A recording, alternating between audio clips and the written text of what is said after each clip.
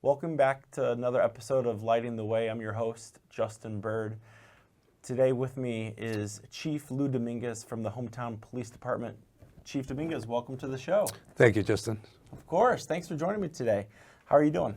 Well, thank you. How about you? I'm doing well, thanks. Good. Excited to have you in today. So, just wanted to introduce you to the audience at home and kind of explain to me where the Hometown Police Department is. Okay. Again, where the city of Hometown is. I'm Lou Dominguez, work for the city of Hometown.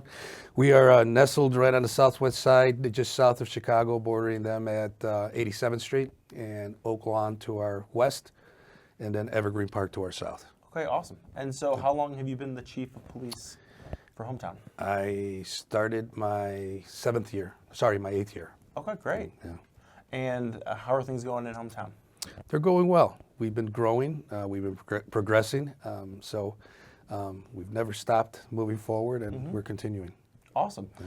So how did you get involved with being within law enforcement? It's an interesting story.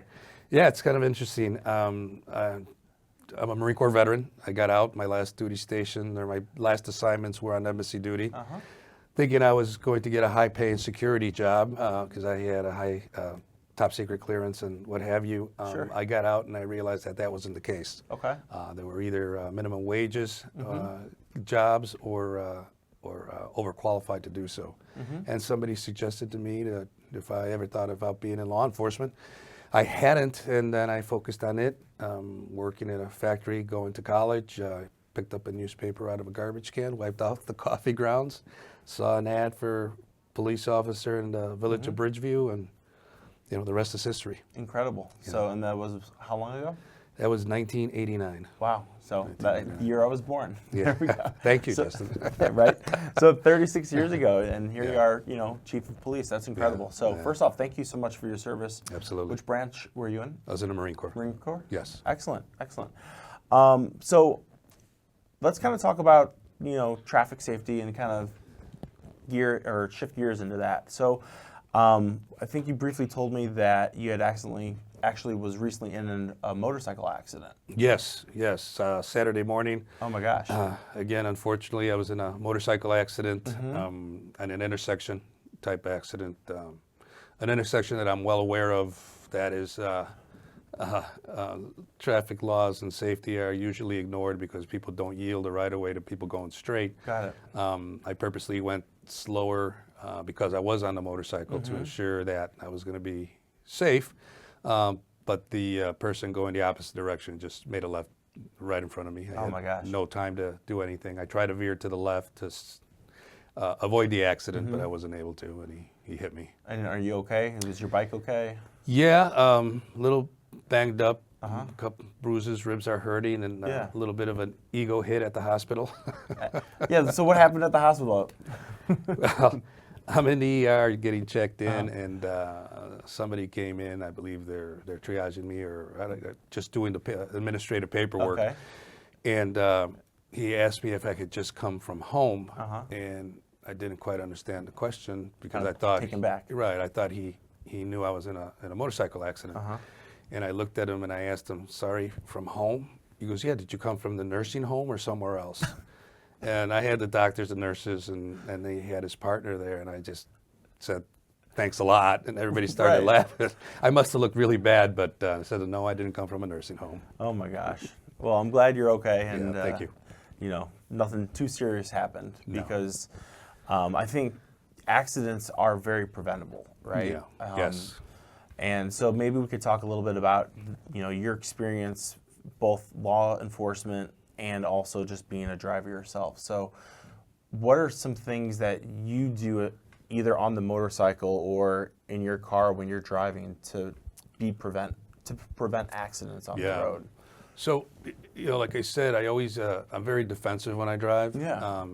In the sense, for example, what happened to me, I always assume they don't see me, whether I'm in a car or on the motorcycle.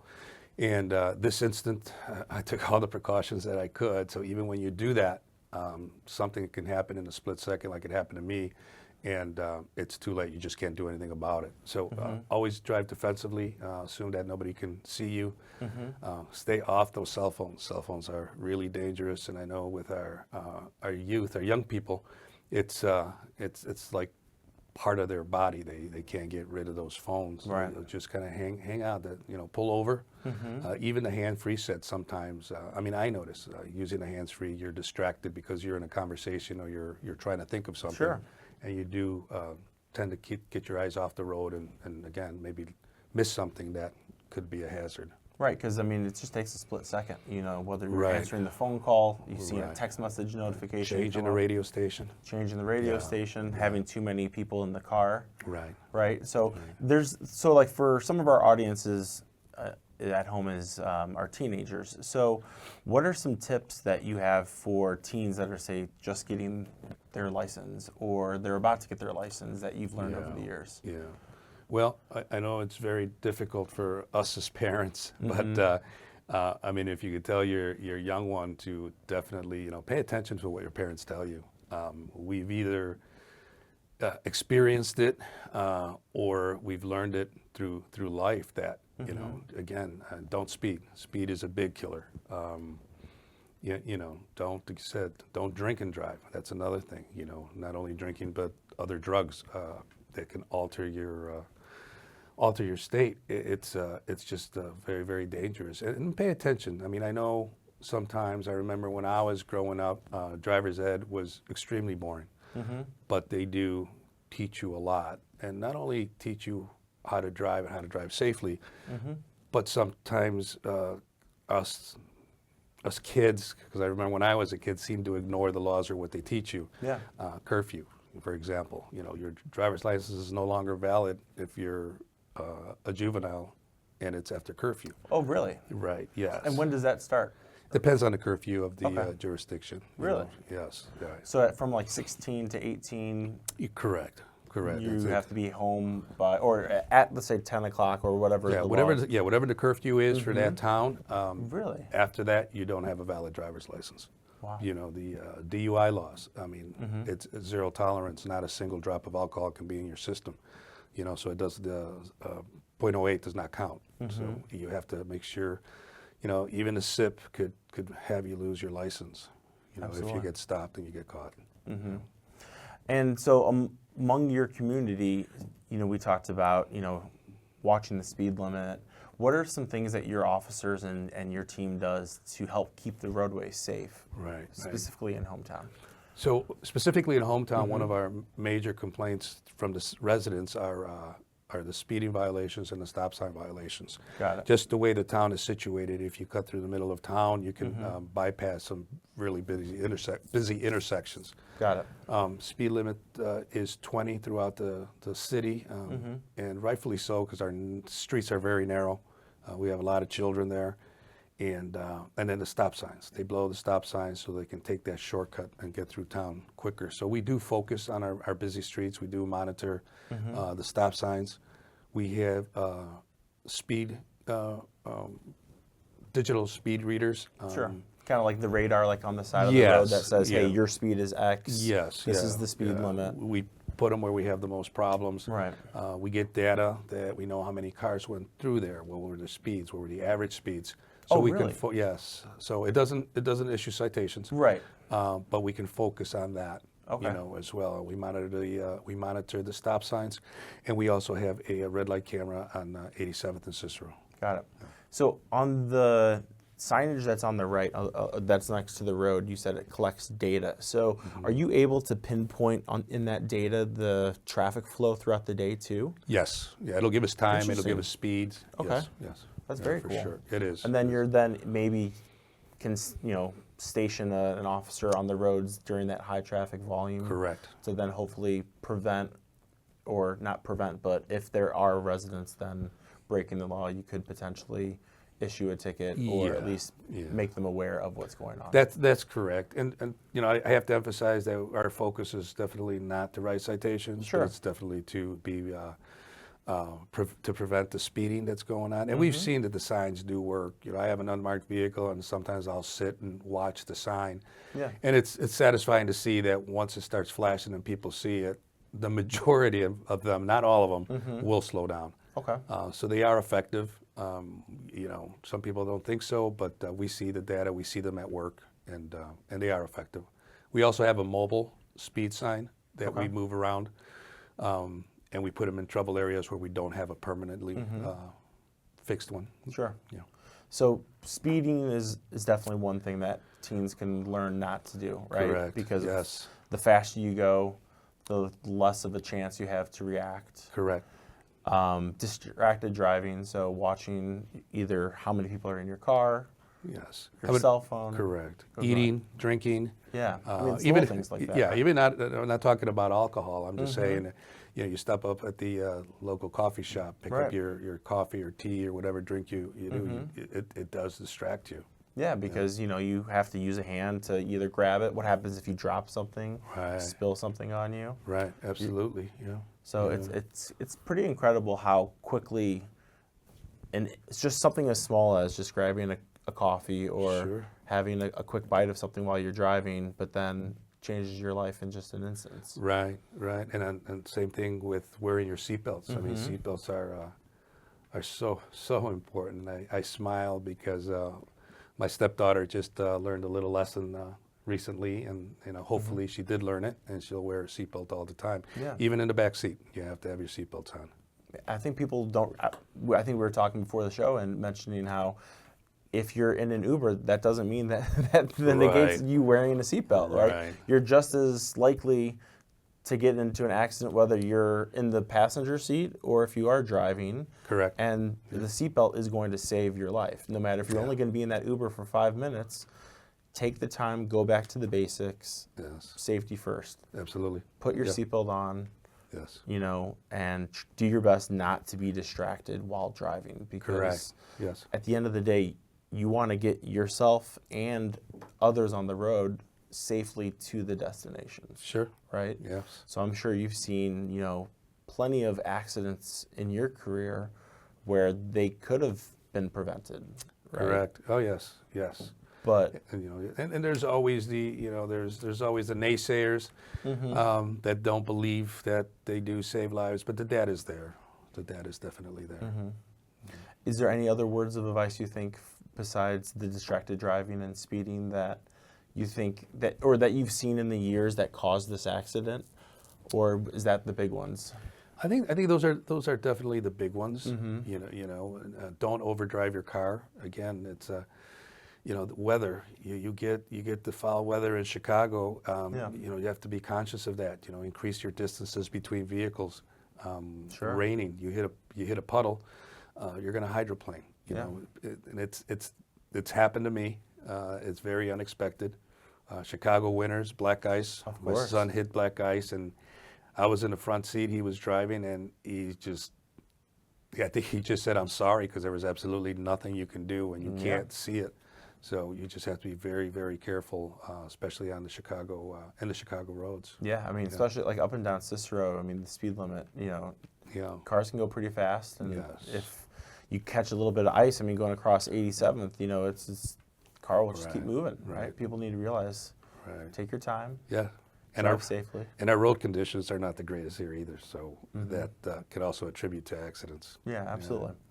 Well, let's talk a little bit about seniors in your community. So for seniors that maybe might not have the opportunity to drive any longer, maybe for safety reasons, are there opportunities for seniors to get around your city? Yes, absolutely. Okay. We have a senior program. We do have a city vehicle. It's kind of a strange vehicle. I don't even know what it is. It's almost like a bus, maybe a van. Yeah, I like don't a know what you smaller would call bus. it. Yeah. Right, but residents can call in, make an appointment, and reserve the vehicle for pickups and drop-offs to take them to doctors, grocery stores, or even within town, wherever they need to go. That's great. Yeah. And so they can just, sign up, they get picked up, and then get taken to, pick up their Yes. prescription, medical Yeah. doctor, Yes. etc. Yes, and we also have a program in town through the police department. It's called Are You Okay? And it's also meant not only for seniors, for people that are alone, maybe having mental health crises, that can reach out and just talk to the police department and talk to somebody to get them whatever resources they might need, whether it's a ride that we can arrange through the city or, again, just somebody to talk to. Yeah, that's great. I mean, or just like a little check-in for mental Right, health. right. Awesome. Yes. Very cool. So in your community, would you say that there are a lot of seniors that potentially, either use these programs, or do you see seniors that need assistance with like educating back to basics for driving purposes? Or do you feel like for seniors, they're able to just utilize these programs to get to where they need to go? I think it's a combination of both. We try to get the word out to everybody. Yeah. We have come across some seniors in some homes where they don't have the best environment there, and we try to offer them resources. Again, sometimes it's mental health issues where they don't want any help. Yeah. But I do think they take advantage of the resources that we have. That's great. And we do have a good number of seniors in town. Awesome. Yeah.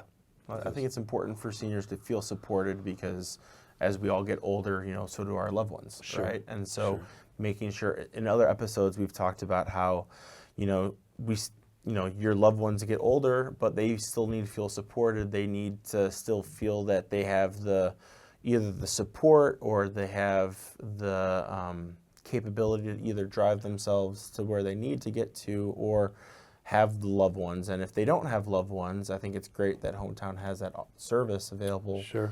So that way, if they don't have family members or someone nearby that can help get them to point A to point B, Right. you guys are able to do that. So that's Absolutely. great. Yeah, for sure. That's great. Let's kind of go back to teens. So for teen drivers, if let's say we're talking to a classroom of students right now, what would be some advice over the career that you've had for some teens, such as, whether it was preventable accidents that you've seen happen? Would there be anything else that you'd like to share? I think it would be going back to the basics and just emphasize those basics, emphasize the experiences, not only of that I have experienced, but your parents. Get the guidance from your parents. Sure. Again, I know sometimes it's very difficult for teens and parents to connect. Some do it better than others, but definitely. What starts at the home.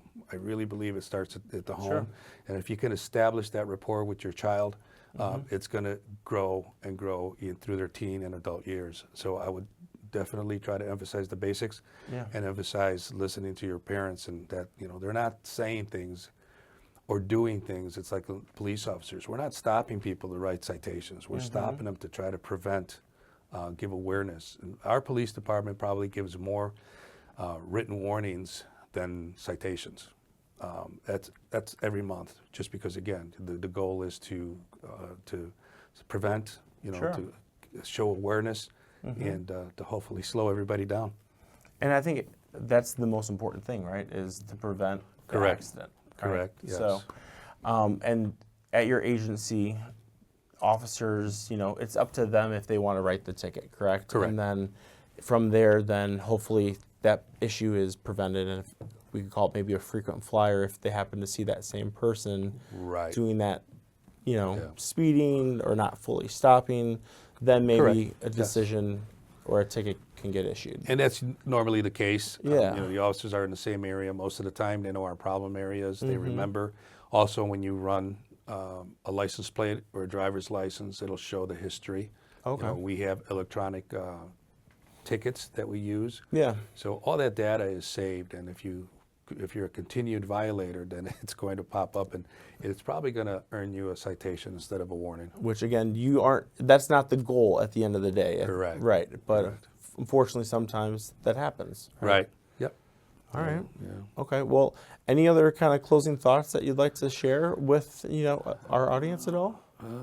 No, I think I'm good. Thank you for You're the good? opportunity. You're No, right, of it does go by pretty fast. It's crazy how quickly it goes, right? Right, for But sure. no, I mean, I really appreciate you taking time out of your day to be with us, just because I know your time is limited. You're very busy in the community, and on top of being chief of police, I know you've got some other projects that you're working on as well too. Correct. But Yes. I think it's always important for our audience to have an opportunity to hear from law enforcement, because I think law enforcement, from my personal opinion, is trying to make not only the roads safer, but our streets safer, our schools safer.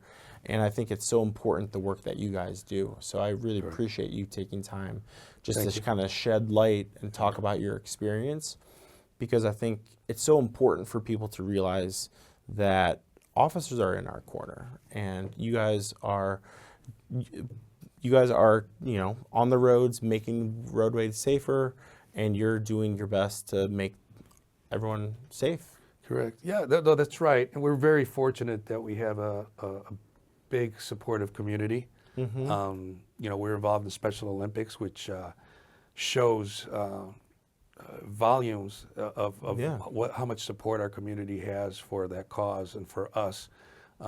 We've raised, I believe, since we started the initiative 4 years ago, our small department, small community has raised over $70,000 for Special Incredible. Olympics. And Special Olympics is such an incredible organization. Yeah, it is, and very proud of our commander, Nate Habenreiser, who actually beat out all the competition in No Illinois way. and won the race a couple of weeks ago That's at incredible. Grundy County. So maybe he should have been talking about motor driving. Oh, no, not at all. No. No, he does a great job for us, and again, it just shows the support we get from our community, which is That's great. great. And so what was the event? I know there's sometimes you partner with, I think, Dunkin' Donuts sometimes. We've done that. We've done a cop on top. We Yeah. get on top. We sell the T-shirts. Sure. We get donations, so on and so forth. But this big one was the race. They call it the 5-0 race. Okay. It's out in Grundy County. It's with race cars, right? It's actually race car driving, yes. I saw an article about, I think a Crestwood officer was on the news of talking about that. He was, but just for the record, we beat him. You beat him. Nice. See, there you go. It's a friendly competition. Yeah, of Everybody, course. they all know each other. They all support each other. They help each other raise money. They help each other make sure their cars are running. Sure. So it's yes, it's a competitive day For sure. but it's definitely a very tight knit group. That's Yeah, awesome. yeah. Yeah, you guys use like retired cop cars. Correct. Right? Yes. That's Yeah. incredible. I think we've had this one now. I should say Nate had this one now for about 3 years now. Okay. And he's just tweaks it, keeps it maintained. Knock on wood, nothing major has gone wrong with it. Okay. But yeah, it's been fun. And for our viewing audience, if they ever want to get involved with, sponsoring or helping out with this event, how do they get involved with that? Yeah, you can go on specialolympicsofillinois.com, .org, I believe it is. Okay. I'm sorry. But if you just Google Special Olympics of Illinois, something will pop up, and it'll have links to donate directly to Special Olympics, or if you want to support a police department or an individual that's raising money for Yeah. Special Olympics, you can find them and do it that I way. mean, I say we got to sponsor or help support Hometown Police Department, Yeah, right? for sure. Absolutely, Yeah, for thank you. taking time. But again, Chief, thanks for joining us today. And again, thanks for all you do, and appreciate your time and joining us today on the show. So, Thank you. Appreciate it, Justin. Awesome. All right, well, for those at home, if you'd like to help support the great event that Hometown Police Department does, feel free to visit Special Olympics website. And we appreciate you taking time out of your day to watch this episode. So have a great rest of your day. And Chief, thanks again for having us. Thank you, Really Justin. appreciate it. My pleasure. All right, take care. Thank you. Thank you.